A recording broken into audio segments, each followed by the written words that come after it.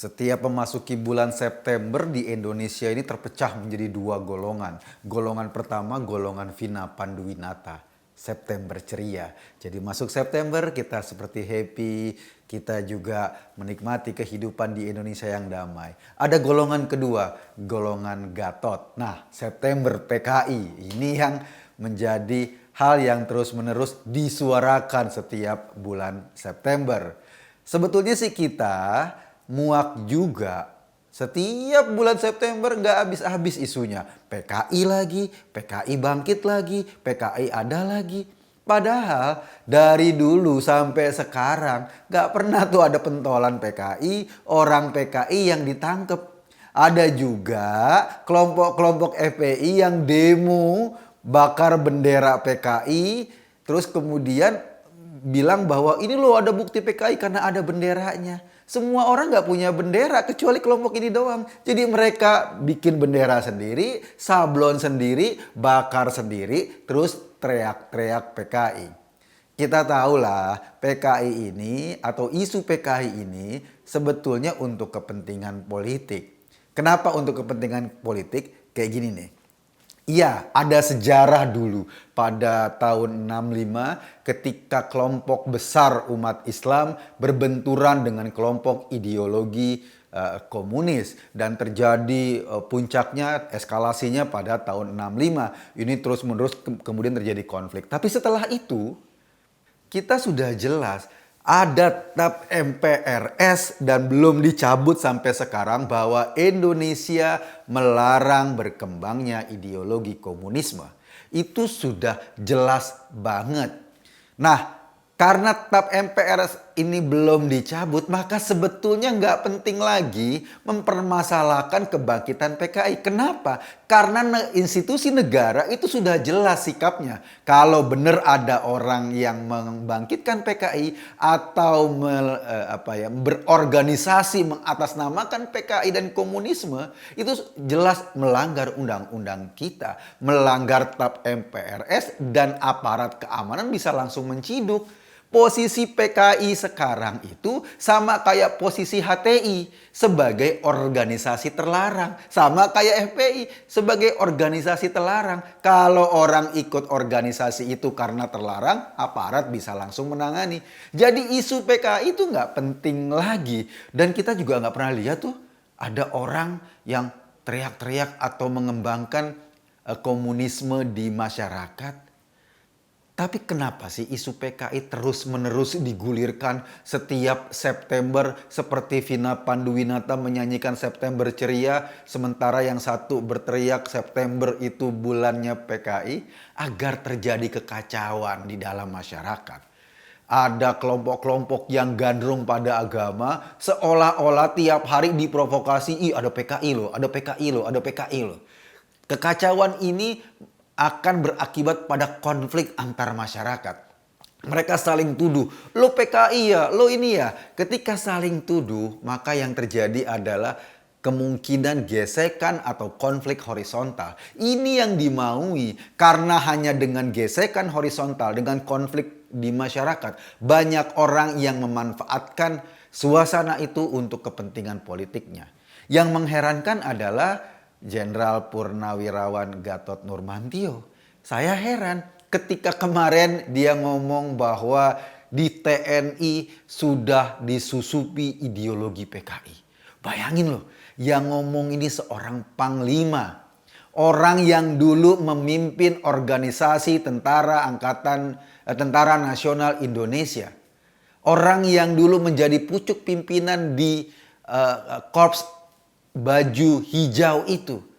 Kok tega-teganya setelah pensiun ngomong TNI disusupi PKI. Kan bahaya. Bahayanya kenapa? Itu kan membuat kecurigaan dalam organisasi TNI sendiri. Dan lagi-lagi yang menarik, fenomena yang disajikan tuh lucu. Katanya PKI disusupi PKI karena patung Soeharto, patungnya Pak Sarwo Edi Prabowo dan beberapa tokoh lainnya itu sudah nggak ada di markas Kostrad. Kata Gatot, inilah fenomena bahwa kehilangnya patung-patung itu sebagai sebuah tanda PKI sudah masuk ke ke TNI. Padahal kalau mau ditelusuri, yang bikin patung itu atau yang menginisiasi adanya patung-patung itu adalah mantan Panglima Kostrad Letjen Purnawirawan Azmin Nasution. Nah, dia tuh yang gagas waktu itu mendirikan patung pada tahun 2011 sampai 2012 lah ketika dia menjabat sebagai Panglima Kostrad. Ketika pensiun, mungkin karena ikut pengajian yang mengharamkan patung, yang mengharamkan membuat patung, dia minta sama Panglima Kostrad yang sekarang, Pak Dudung, Pak, itu saya merasa kok nggak nyaman ya. Dulu saya bikin patung itu, saya takut dosa gitu loh. Kemudian dia minta patung-patung itu diturunkan. Jadi masalahnya bukan karena ada PKI. Masalahnya karena ada perubahan ideologi dari seorang mantan jenderal yang tadinya biasa aja bikin patung. Tiba-tiba merasa bahwa patung itu tidak bersesuaian dengan keyakinan agamanya. Dan Pak Dudung ya oke-oke saja. Monggo kalau memang itu mengganggu keyakinan beragama karena dia ya dulu yang menggagas dibawa kembali patung itu. Nah, karena suasananya seperti itu, Pak Gatot muncul untuk mengeksploitasi isu itu menjadi isu bahwa TNI itu sudah disusupi PKI. Lucu sih, Pak Gatot ini pernah jadi panglima loh di TNI. Sepanjang dia jadi panglima, nggak ada satu juga orang yang dianggap PKI yang ditangkap. Nggak ada satu bukti juga PKI tumbuh. Tapi yang ada cuma omongan aja. Ini kan membuat masyarakat jadi resah terus-menerus setiap bulan September. Iya, kita tahu dalam konstelasi politik Pak Gatot ini deket banget atau berdekatan dengan kelompok-kelompok seperti FPI dan sejenisnya. Bahkan pada saat demo 212 yang dalam tanda kutip membuat keresahan sampai keresahan politik di Indonesia, dia jenderal yang pakai topi putih sama dengan kelompok-kelompok 212 pada saat itu. Tapi pertanyaan besar kita adalah, kenapa sih isu PKI ini terus digulirkan? Sekali lagi isu ini terus digulirkan untuk menjadi pengikat kelompok-kelompok yang selama ini selalu ditakut-takutin. Nanti ada serangan PKI dan lain-lain. Ini terus-menerus untuk memelihara orang-orang yang sebetulnya juga nggak ngerti apa-apa. Kalau kita mau tarik ke Indonesia, ada dua bahaya ideologi yang mengancam Pancasila dan NKRI. Yang pertama itu dia tadi. Kita akui pernah ada kasus sejarah PKI atau ideologi komunisme yang berusaha mengubah dasar negara kita, diasumsikan berusaha mengubah Pancasila menjadi ideologi Marxisme. Itu memang satu kelompok yang pernah ada di Indonesia. Tapi jangan lupa ada kelompok lain, kelompok DITII. Nah, kelompok ini adalah mereka-mereka yang pingin menjadikan agama sebagai dasar negara kita. Pingin menegakkan negara berdasarkan agama. Pingin menegakkan negara Islam, khilafah dan segala macam. Dua kelompok ini pada masa-masa awal kemerdekaan dihabisi atau katakanlah diperangi oleh para pecinta Republik Indonesia saat itu, diperangi oleh TNI. Kalau kita mengaca dengan sekarang, PKI diteriak-teriakin, tapi nggak pernah ketemu satupun orang yang dengan sengaja memasarkan ideologi komunisme atau mengorganisir orang sama-sama untuk menjadi komunis atau mendirikan PKI. Nggak pernah ada. Tapi yang sering kita temukan adalah kelompok-kelompok masyarakat yang ingin menjadikan agama sebagai pengganti Pancasila, yang teriak-teriak khilafah, yang teriak-teriak daulah Islamiyah, yang teriak-teriak Indonesia bersyariat.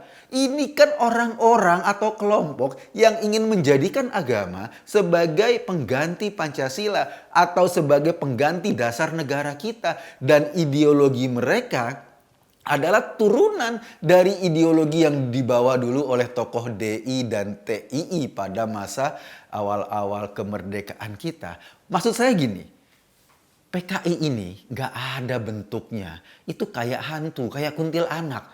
kita ditakut-takutin, kita mungkin takut, tapi kita nggak pernah ketemu bentuknya. Ngelihatnya ya samar-samar di TV, di cerita, di apa, tapi kita nggak pernah jelas, nggak pernah kepegang orangnya, kepegang kuntil anaknya dimasukin ke kandang dan kita bisa lihat. Nggak pernah ada. Beda sama DITII atau ideologi ikutannya. Kita bisa tuh nangkep teroris sekarang, banyak di Makobrimob. Teroris-teroris yang ditahan. Banyak di penjara-penjara teroris-teroris yang ditahan. Mereka ini adalah titisan ideologi DITII. Kalau PKI itu mirip kuntilanak, mirip hantu, DITII ini mirip begal. Kenapa? Jelas orangnya, jelas bahayanya. Kita takut sama hantu tapi kita nggak kenapa-napa. Tapi kalau kita takut sama begal, kita bisa kena bacok, kita bisa kena gorok, kita bisa diambil motornya kita. Nah, jadi real mereka rampok, mereka begal, real. Jadi ketakutan kita justru harusnya kepada kelompok-kelompok yang real, bukan pada kelompok-kelompok yang diceritakan macam hantu ini. Ini yang kemudian terus-menerus disuarakan, dan kebanyakan yang teriak-teriak PKI justru adalah kelompok-kelompok yang ingin menggantikan ideologi negara kita menjadi ideologi agama. Ini yang mengkhawatirkan. Jadi semacam copet teriak maling gitu deh, atau copet teriak rampok. Mereka teriak-teriak, tapi mereka juga punya agenda untuk menggantikan ideologi negara kita. Saya nggak tahu, mungkin Pak Gatot nggak sampai di situ. Tetapi yang pasti dengan terus-menerus menyuarakan ada PKI, dia tuh semacam kayak film Scooby-Doo gitu deh. Pernah nggak nonton film Scooby-Doo?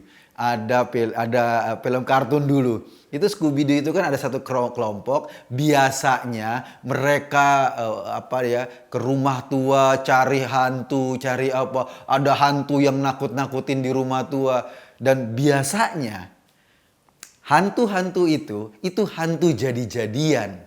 Hantu bohong-bohongan dengan maksud untuk menguasai rumah itu. Dengan maksud-maksud tertentu. Jadinya orang yang dalam musuhnya Scooby-Doo itu, atau mereka yang pura-pura menyamar jadi hantu, mereka yang pura-pura mengisukan ada hantu, ujung-ujungnya dalam film Scooby-Doo adalah mereka yang mau mengambil keuntungan dari ketakutan orang lain. Kita ditakut-takutin ada PKI karena ada orang yang mau mengambil keuntungan dari ketakutan kita.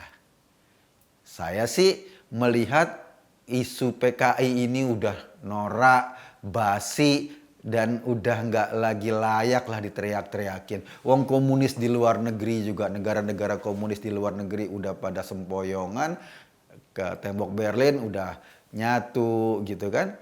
Kemudian banyak negara-negara komunis yang sudah, Uni Soviet sudah terpecah-pecah. Jadi sebetulnya kalau kita teriak-teriak PKI udah nggak relevan.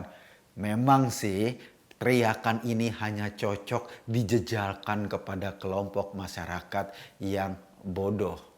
Tapi mungkin orang-orang ini punya pendapat. Orang bodoh sangat berguna apabila digunakan sesuai dengan kebodohannya. Berkenaan dengan September ini, di mana masih ada gerombolan yang teriak isu PKI, saya cuma pengen bilang simpel. Darah itu merah, Jenderal. Kalau hijau, namanya cendol. Saya Eko Kuntadi hanya ajak Anda berpikir. Kesimpulannya ya terserah Anda. Terima kasih.